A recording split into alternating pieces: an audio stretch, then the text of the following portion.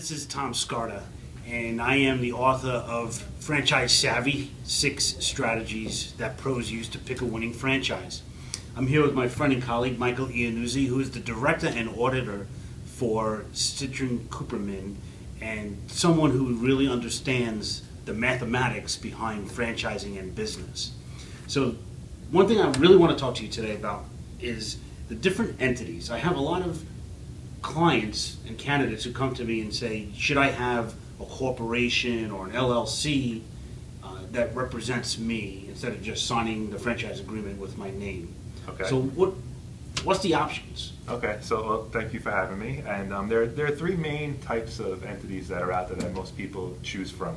There's the traditional C corporation, which is kind of older and more rigid, and for more for people who are have foreign investors and are doing business internationally. Then you have the S corps and the limited liability companies. They're both known as what's called a pass-through entity. The income and loss of these entities flow onto the individuals who own those types of businesses. So the corporation doesn't pay tax, the individual pays tax in that business. Now there are very specific advantages that somebody would want to choose when they're going into either an S corp or an LLC. Okay. So I hear a lot of people talk about LLCs, and I'm not exactly sure what that is. So what's so hot about the LLC? Okay, so the LLC, it's a good question. It's a limited liability company. It offers all the protection that a C corp would offer, all the protection that an S corp would offer. However, it offers a lot of flexibility.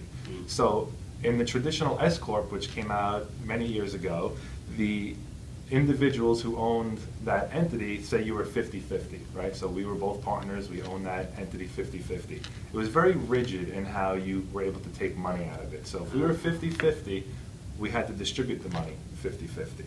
In an LLC, there's a lot more flexibility. As long as you have a really strong operating agreement, you can be 90-10, but I can take 90% of the profits and you can take 10% of the profits. You can really do whatever you want there.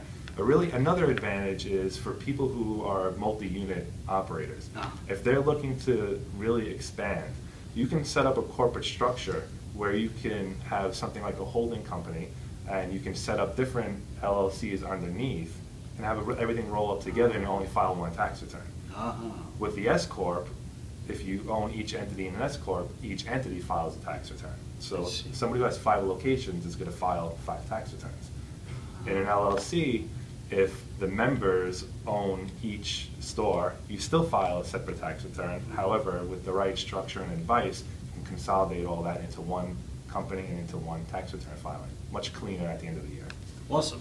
I mean, I have a lot of people that come to me for multi-unit, so that is a great piece of information that I didn't know myself.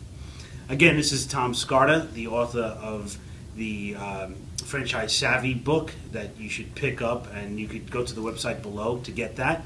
And my friend Michael Iannuzi from CitrinCooperman, a great tax firm that can help you. They specialize in franchising, by the way.